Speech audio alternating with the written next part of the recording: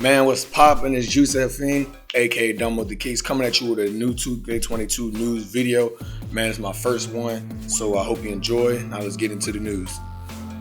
Now, a couple of days ago, Wang went on the Twitter and responded to the rest of the community on some information on 2K22. Now, I didn't ask anything, but I feel as if I should have.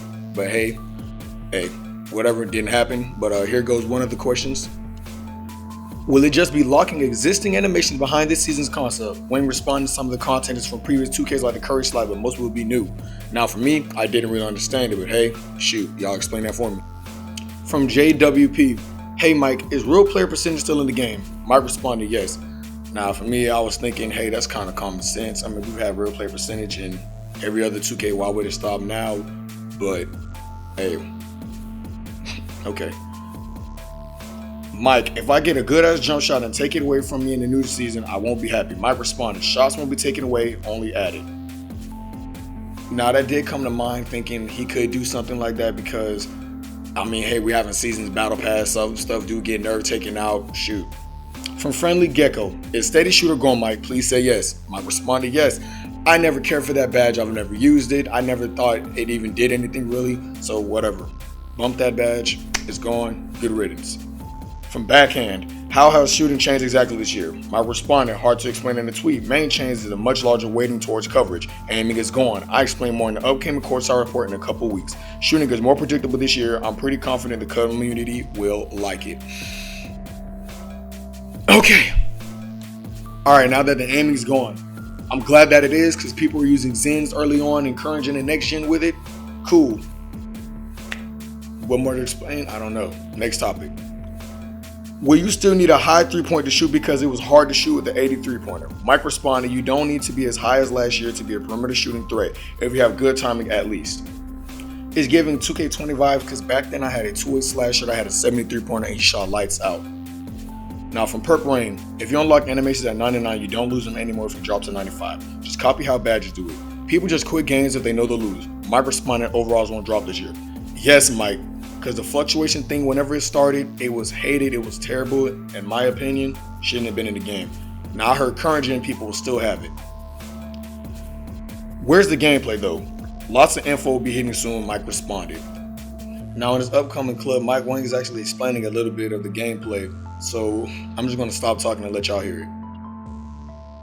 I know you want to learn more about NBA 2K22, so here to talk about it is the source himself, gameplay director Mike Wang. Welcome again to 2K TV. Always a pleasure having you on. It's a great pleasure being here again, Alexis. How are you doing? I'm doing so well. So we're getting close to launch time, and you've released some details on your blog and social media. So tell us what's going on with NBA 2K22 that you can share with us. Oh wow, there's so many things to share, Alexis, and the city got a big rework. On Gen 4, there's a cruise boat, it's crazy. There's just so much going on with gameplay, an all new defensive mechanic system that feels way better to me. It's a lot more fun, a lot more competitive, and just across the board, so many areas were touched, so I don't know where we want to start, but let's talk about some gameplay maybe.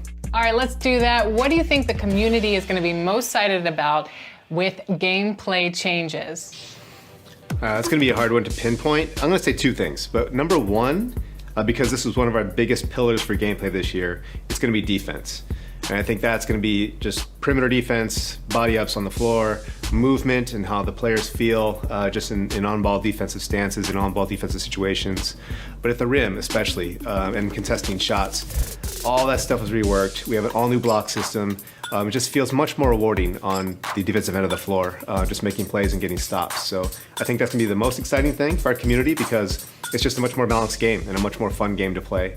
And the second thing I'm going to say is, because this is one of my personal favorites, is going to be dribbling. I think that just all the stuff we've added there with the new combos and the new signature moves, this is going to be a lot of fun. So if you're a dribble guy, a dribble head, you're going to have a lot to work with this year. What is Mike Wang most excited about with 2K22 gameplay? Yeah, and that's, I think just what I alluded to is just the game feels way more balanced, and it makes more sense just in terms of how we're rewarding players if they are doing the right thing on the court. I know it sounds really general and really basic, but a lot of times in the past, sometimes you'd make the right play or do the right thing, but you weren't always rewarded for it. And in 2K22, I feel like that's it's much more just a one-to-one. If you make the right play, you get rewarded. You get the right stops or you score. So just shooting open shots, taking high IQ shots, much more rewarded. It just feels way better to make the right play, get open, knock down those open jumpers. They're so much fun to play with. And Luka too, right? We brought in Luka from OCAP and he gave us his patented step back jumper and his moves, and so the nicest guy and super funny. Just a pleasure to work with. So we're so excited that he's our cover guy this year. That's awesome.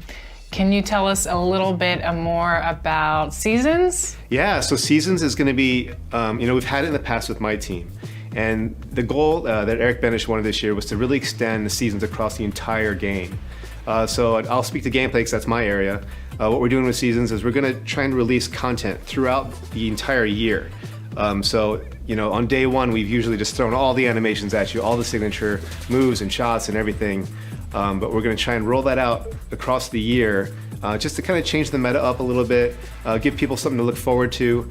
And it's really going to, I think, just prolong the life of the game and make people just excited to try new things as the year goes on. Mike, I know that a lot of players love making the dominant archetypes of NBA 2K and NBA 2K21. It seemed like it was the power forward. So Mike, what do you think the dominant archetype will be for NBA 2K22? That's a good question, because that's something that we're always trying to balance and tune, because we don't really want there to be one dominant archetype, right?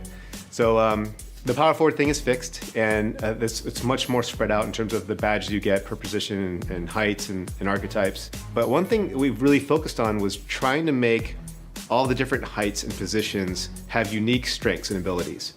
So one thing that I think might actually be interesting is we might have a lot of smaller players this year. If you are 6 foot or under, you get a massive speed boost. You have access to higher ball handling ratings as well as like 3-point ratings. So a lot of people might gravitate toward that direction this year. Having said that, in our online test here internally, we've got a guy who plays as like a 7-foot center every single time, and he is so dominant in our games. So, I think it's a good mix, because I think you're going to have people who want to be kind of that in the middle road, small forward, power forward, and still kind of do it all. But you might see some players gravitate toward like point guards, small point guards even, and then like big centers, and hopefully we have the whole gamut covered and it's a much more balanced experience overall. What are the gameplay differences between Gen 4 and Gen 5? That's an interesting question, because we wanted to do our best to try to keep parity between Gen 5 and Gen 4 as much as possible. So all the stuff that I mentioned before, like the dribble moves and combos, all that's going for both gens.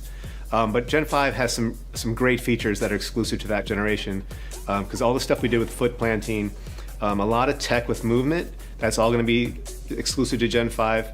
And we also have some pretty interesting features, which we're going to probably go into in a little bit later, with alley-oops and with dunks, that provides a bit of a skill mechanic to those specific moves. So stay tuned for more on that. But they're a lot of fun to use, and I think our gamers are going to love just trying out these new features that are specific to Gen 5. Well, thank you so much for giving us a preview of NBA 2K22. We are so excited for the game to release, and I know you are so excited as well. Thanks again for joining us. Thank you. It was great being here, and we're so excited for our fans this year. It's going to be a great year for NBA 2K. I know, I'm sorry if I sound a little bit scared or reading too fast. Like I said, this is my first video. I'm trying to get into these things. I kind of look up the badge plug and PAC Hoops on this type of stuff. So, hey, I hope you enjoyed this. I hope you drop a like, subscribe. Just try to follow up on my content. I'll probably try to post on my Twitter later on. But yeah, I hope you enjoyed the video, and I'm out.